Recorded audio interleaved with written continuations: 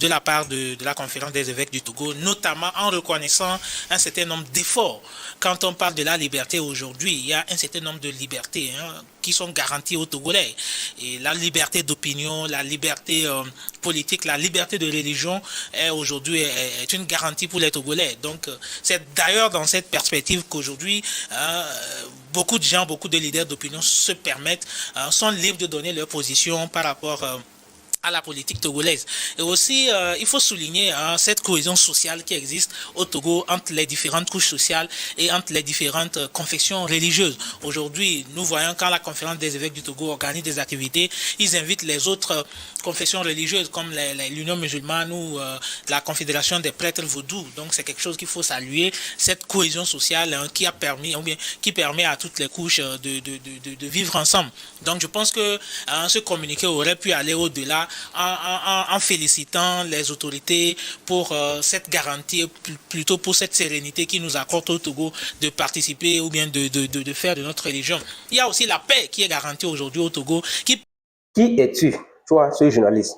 Je ne connais pas ton nom et je n'ai même pas cherché à maîtriser ton nom avant de commencer par faire la vie parce que ce que tu es en train de dire, ton intervention sur News TV, c'est vraiment, je ne sais pas, où est-ce que tu as reçu tes formations? Est-ce que c'est également, tu as suivi les cours de journalisme dans une école ou bien tu fais du journalisme de la rue? Parce que ce que tu racontes sur ce plateau, ça ne révèle aucune réalité du Togo, des Togolais. Tous les Togolais, même un tout petit qui est dans un village au très fond, au très profond du Togo, sait que rien ne va au Togo. Il sait très bien que rien ne va au Togo. Mais toi, tu te permets de critiquer euh, les évêques du Togo. Ils parlent, qui ne font que relever la réalité, qui ne font que dire ce qui se passe dans le pays. Tu dis que l'opposition ne respecte pas les itinéraires. Et maintenant, qu'en est-il pour les meetings? Les meetings, c'est juste pour un rassemblement dans un lieu. On demande également l'autorisation pour faire un rassemblement et on refuse. Et là également, c'est l'opposition qui ne respecte pas les règles du jeu. On jette les gens en prison parce qu'ils ont allumé leur caméra pour dire ce qui ne va pas. Juste pour dire que nous avons faim, on les jette en prison. Et tu dis que nous sommes dans un pays où il y a la liberté d'expression. Oui, je reconnais qu'il y a la liberté d'expression. Pour parler, personne ne viendra fermer ta bouche pour ne pas parler. C'est une liberté. Mais après avoir parlé, qu'est-ce qui se passe? Quand tu allumes ta caméra dans ta chambre ou bien dans la rue, n'importe où, la police ne viendra pas t'arrêter immédiatement pour t'empêcher à parler. On te laisse parler, publie ça sur les réseaux sociaux. Mais après, qu'est-ce qui se passe? Grace Koumaï, qui est en prison actuellement, une femme, la sage-femme, qui est en prison actuellement, elle a fait des vidéos. On l'a laissé faire des vidéos. Elle a publié ça sur les réseaux sociaux. Et après, on l'a arrêtée. Elle a juste fait une vidéo. Juste une vidéo pour dire que voilà, cela ne va pas. Haroté, voilà Haroté où on extrait le phosphate. Voilà ce qui se passe. Il a fait une vidéo, il a publié, on l'a arrêté. Maintenant, quand tu viens sur un plateau, tu dis que voilà, il y a la liberté d'expression au Togo, tout va bien au Togo, mais vraiment, j'ai honte à ta place. J'ai vraiment honte parce que je me demande si tu viens, tu sors d'une famille. C'est-à-dire, tu sors d'une famille, tu te laves, tu viens sur un plateau, tu parles, que tout va bien au Togo, il y a la liberté d'expression. Et puis maintenant, tu vas rentrer dans ta maison, dans ta famille. Tu n'as pas honte? Chers abonnés, chers Togolais, chers Africains, chers combattants de la lutte pour la démocratie et l'état de droit en Afrique et en particulier au Togo, suivez cette vidéo jusqu'à la fin, partagez, likez, commentez et dites ce que vous pensez de cette vidéo dans l'espace commentaire. Allez, on y va. Alors, ce troisième paragraphe ce troisième point, premier paragraphe dit « Les évêques du Togo, profondément attachés aux valeurs de justice, de liberté et de dignité humaine, se sont de nouveau penchés sur la situation sociale et politique qui prévaut dans notre pays, le Togo. Ils déplorent le climat d'intimidation et de violence qui génère la peur et la méfiance, ce qui ne favorise pas la cohésion nationale. » Donc, dans la suite, les évêques ont appelé chacun à la responsabilité, donc la responsabilité des dirigeants et de tous les acteurs politiques. Ils ont cité aussi un verset à la fin, ce qui fait qu'on sème et qu'on ne récolte pas beaucoup. Et ils ont appelé que Dieu, ce qui connaît mieux les besoins des Togolais que nous-mêmes, fasse miséricorde. Je ne vais pas lire tout le communiqué comme je vous l'ai déjà dit. Chers invités, la parole est à vous comme on le fait pour le quatrième sujet. La parole est à qui veut la prendre en premier pour ces observations. Oui, je commence. Comme d'habitude, hein, la conférence des évêques du Togo a fait une sortie. Et surtout à chaque moment sur la situation sociopolitique du pays. Ils se prononcent à chaque moment sur les questions de l'heure au pays. Et je pense que c'est une très bonne chose pour des leaders qui sont quand même des leaders non négligeables quand même de ce pays, des acteurs non négligeables. Parce que pendant toute l'histoire politique même de notre pays, à chaque moment qu'il y a eu des crises, on a toujours fait appel à des religieux, c'est-à-dire des évêques, pour venir juguler des crises. Je n'en veux pour preuve que lors de la conférence nationale souveraine et aussi la CVJE, beaucoup d'autres crises qui ont été jugulées par les évêques du Togo. Et donc c'est de bon ton quand même que ces gens-là, à chaque moment, essaient quand même de se prononcer par rapport à l'actualité sociopolitique et situent les responsabilités. Et cette sortie vient encore d'éclairer un peu la lanterne des Togolais par rapport à tout ce qui est en train de se passer. Et ça calme un peu les ardeurs et vous savez, quand on a de ces problèmes-là, la plupart du temps, chacun cherche à avoir son père spirituel. Et donc, quand nous avons un problème au niveau national et que les pères spirituels se prononcent là-dessus, je pense que c'est déjà une sorte de crever l'abcès, de trouver des solutions et que chacun arrive à trouver sa part. Ils ont notamment dit que il n'y a aucun développement n'est possible s'il n'y a pas la justice, la stabilité et autres. Je vais le citer. Les évêques du Togo réaffirment leur conviction qu'aucun développement véritable n'est possible sans le respect des libertés, de la justice et de la vérité. C'est quand même très important, le respect de la liberté, ou bien des libertés des citoyens, de la justice. Aujourd'hui, nous sommes dans une situation où, vous savez, il y a eu des manifestations et il y a beaucoup de personnes qui ont été arrêtées lors de ces manifestations, interpellées lors de ces manifestations et qui ont d'ailleurs été jugées. On parle la plupart du temps aussi de détenus politiques.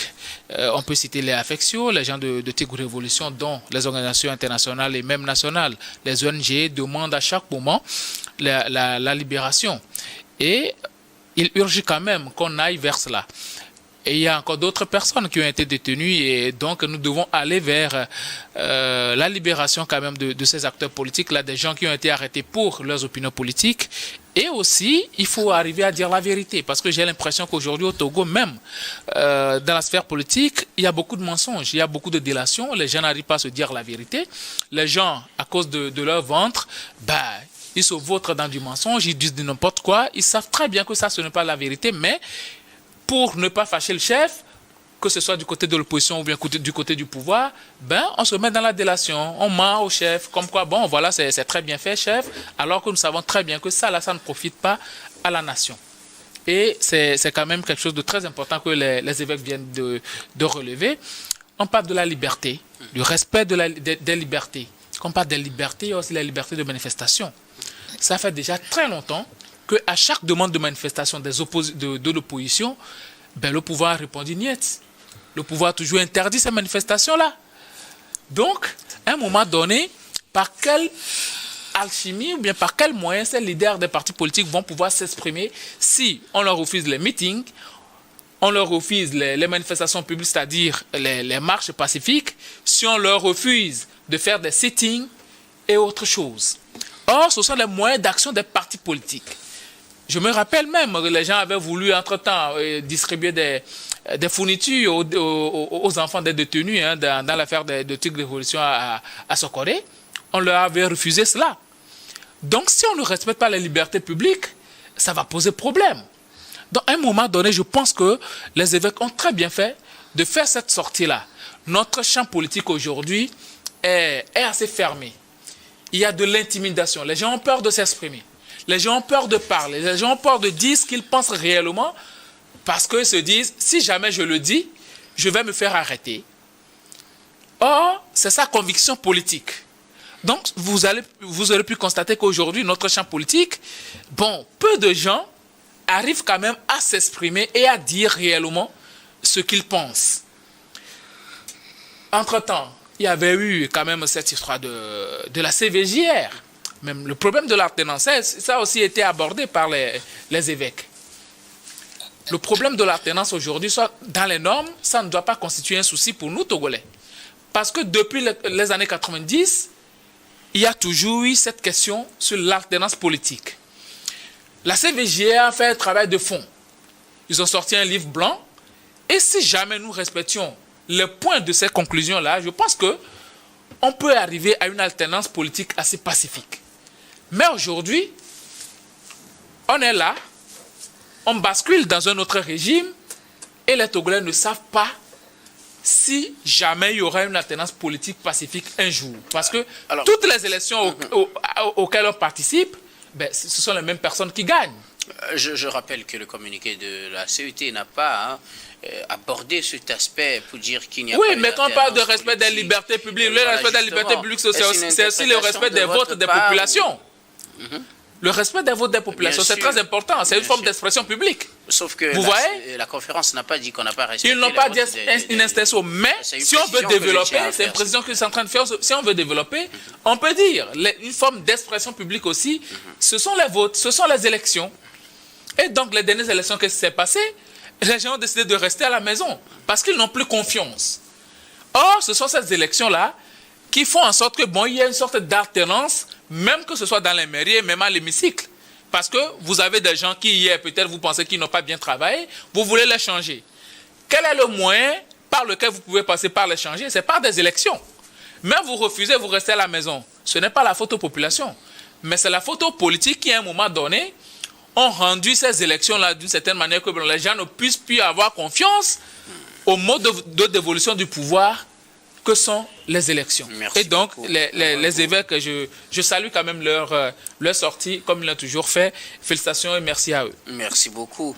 Gabin Adjaro, alors je ne sais pas qui veut aller à la suite de Gabin Adjaro pour nous faire ses analyses. Daïmou Bori. Ok, vous savez, la conférence des évêques du Togo, c'est normal. Ça fait partie quand même de leur devoir moral de sortir et surtout de prier pour le Togo parce que dans leur communiqué, ils n'ont pas manqué de demander à Dieu vraiment d'accompagner le Togo. Donc c'est normal. Donc on leur salue pour cet effort qu'ils font régulièrement tout de même, de penser au Togo, de prier pour le pays, pour la paix, pour la stabilité et surtout pour le développement du Togo.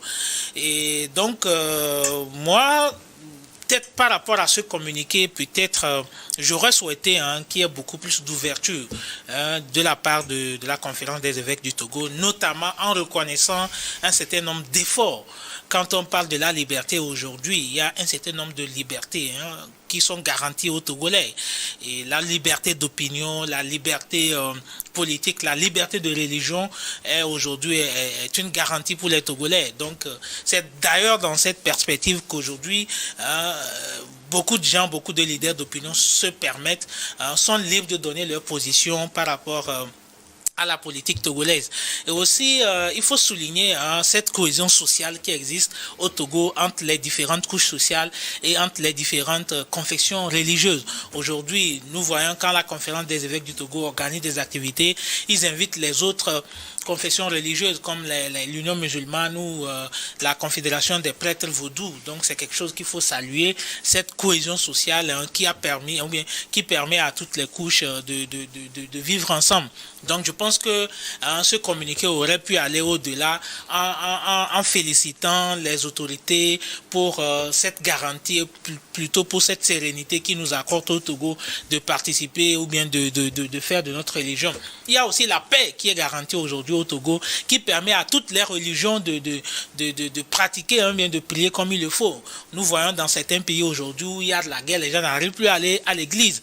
Donc je pense que la conférence des évêques devrait saluer les autorités pour cet effort. Aussi, ils ont fait cette rencontre à Dapaon, une zone qui entend a failli être menacée par les attaques terroristes. Aujourd'hui, grâce à l'effort des autorités aujourd'hui, ils ont pu, dans la sérénité, dans la stabilité, dans la tranquillité, faire cette rencontre là-bas. Donc c'est quelque chose qu'il fallait peut-être souligner pour être reconnaissant. Et maintenant, après cette reconnaissance, on peut poser des doléances à l'endroit des autorités et des recommandations.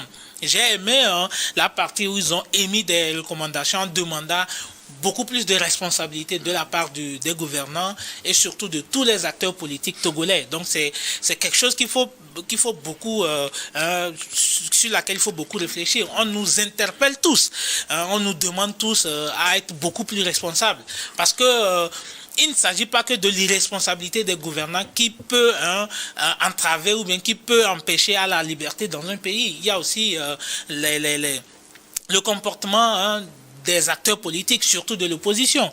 Aujourd'hui, lorsqu'on autorise des manifestations et que les acteurs politiques de l'opposition ne veulent pas respecter les itinéraires, lorsqu'ils ne veulent pas respecter les horaires, lorsqu'ils ont l'intention de troubler à l'ordre public, c'est du devoir de l'autorité de pouvoir proscrire ces manifestations pour pouvoir assurer la liberté de ceux qui ne veulent pas manifester. Parce qu'aujourd'hui, entre-temps, au Togo, les gens engagent des manifestations, malheureusement, parce qu'ils ne sont pas populaires et que leur manifestation n'a pas leurs manifestations n'ont pas de gens qui sortent, ils veulent maintenant empêcher d'autres là de vaquer à leur manifestation, à leur activité.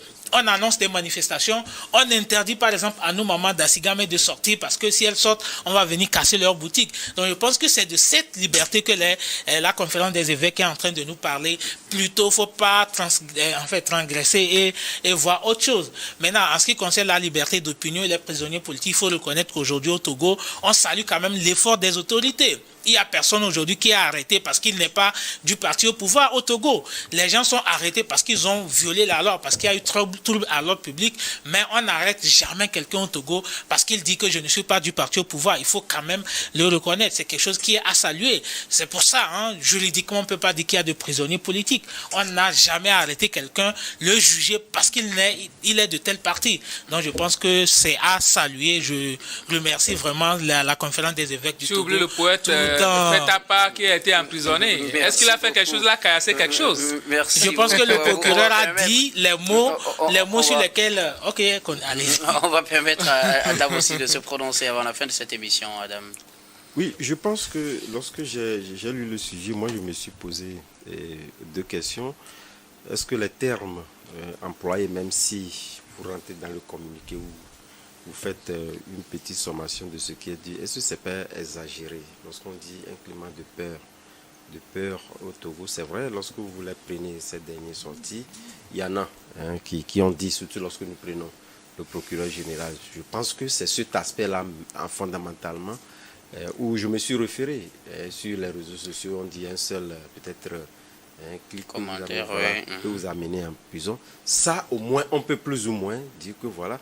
Mais je pense que lors c'est une intimidation qui génère de la peur. Tout à fait, on peut. Vous pensez que c'est de ça que parlent les évêques? Je crois. Je pense plutôt que c'est une mise en garde. Sinon, si c'est sur l'aspect, je ne crois pas que lorsque nous lisons un peu en tout cas l'environnement politique, on puisse véritablement parler que le Togo, véritablement, il y a des éléments d'appréciation pour parler que nous sommes dans un environnement de peur.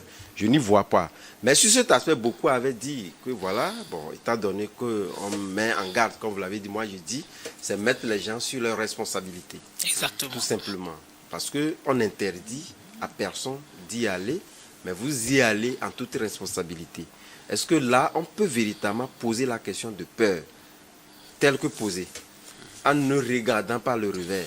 Et puis, je l'avais dit, puisque cette question-là revêt en elle-même, c'est un manquement. Parce que quelque part, lorsque nous prenons le cas de figure, prenons un cas de figure, puisqu'il y avait un Togolais ou une Togolaise résidant, par exemple, au Gabon, qui n'avait que ce seul moyen-là pour interpeller les autorités togolaises sur une situation. Or, vous savez aujourd'hui que c'est la réciprocité que tous les pays pratiquement appliquent. Puisque lorsqu'on dit, voilà, nous ne voulons pas, il faudrait quand même que ce soit contrôlé chez vous. Or, en le disant, on dit, voilà, les autorités gabonaises. Or, cette compatriote-là peut être également poursuivie si on veut appliquer la réciprocité au Gabon. Puisque, en parlant, en dénonçant la chose, il met en cause, en réalité, l'image également du Gabon, et le Gabon peut également l'interpeller. Donc, moi, je me dis, il faudrait quand même, sur cet aspect qui a amené, puisque moi, je ne vois que cet aspect parler, qui peut amener à dire que voilà un climat de peur. Il n'y a que cet aspect-là. Il faudrait quand même qu'on puisse relativiser en voyant les éléments justes qui puissent permettre à dire que voilà, et les gens sont mis à leurs responsabilités, liés donc à tel chemin, aller jusqu'à dire voilà, nous sommes dans un environnement de peur. Je pense que c'est un peu trop dit. Et sinon, dans l'ensemble, on ne peut plus aujourd'hui dire que voilà, les confessions religieuses ne peuvent plus se mêler de la politique. Puisque vous l'avez dit, Daimon le disait tantôt, lorsque vous prenez, nous avons des questions politiques qui se posent, on appelle ces confessions religieuses à venir donc prier. Ça voudrait dire quand même qu'ils sont des membres à part entière de la scène politique. Et donc se prononcer d'une situation politique n'est pas, de mon point de vue, pas trop. Mais tout simplement, je trouve un peu de l'exagération parlant donc du climat de peur que le Togo vit actuellement. Merci beaucoup à vous tous pour vos contributions. On n'aura pas le temps de faire un deuxième tour complet, malheureusement. Mais si quelqu'un a quelque chose à dire, 1 minute chacun, on va tenter. Oui, on va tenter. Oui, vous savez, Adam vient de dire qu'il n'y a pas de climat de peur, mais il faut dire qu'il y a un climat de peur. C'est pas tout le monde qui aujourd'hui peut parler comme il le désire. C'est vrai, vous allez sur les plateaux, vous exercez et tout ça, vous parlez, mais c'est pas tout le monde, mais c'est pas tout le monde qui peut le faire aujourd'hui. Il y a certaines personnes par le biais des réseaux sociaux, ils se sont fait arrêter. Les gens voulaient manifester, se sont fait arrêter, ils voulaient juste exercer leur droit de citoyen. C'est normal. C'était illégal. C'était illégal comment? Quand à chaque moment les gens demandent à manifester et puis vous leur refusez, ils vont faire comment? Ce sont des citoyens. Ils ont leurs droits. Il n'y a pas plus Togolais qu'un autre. Et donc, il faut à un moment donné permettre aux gens de dire ce qu'ils pensent et puis d'agir en tant que citoyens pour le bien quand même de ce pays. Mais par après, il faut aussi dire, Afesio qui est arrêté. Vous dites qu'il n'y a pas de détenus politiques. Il y a des détenus politiques. Afesio qui a été arrêté, c'est dans quel cadre? Il a juste écrit un poème. Faites à part. Est-ce que ces mots-là, ça justifie le fait qu'on enferme quelqu'un pendant des mois en prison? Je ne suis pas sûr. Il y a des gens, Aziz Goma, il a été arrêté dans quel cadre? Parce qu'on dit que bon, il a financé ou bien il a aidé quand même des politiques ou bien il a participé aux manifestations politiques. Ça, c'est un prisonnier politique. Prince Fadel, il a fait quoi pour être emprisonné? Parce qu'on dit que bon, il a participé à des histoires politiques. Donc, à un moment donné, reconnaissons qu'il y a des quoi quand même dans notre maison. Merci.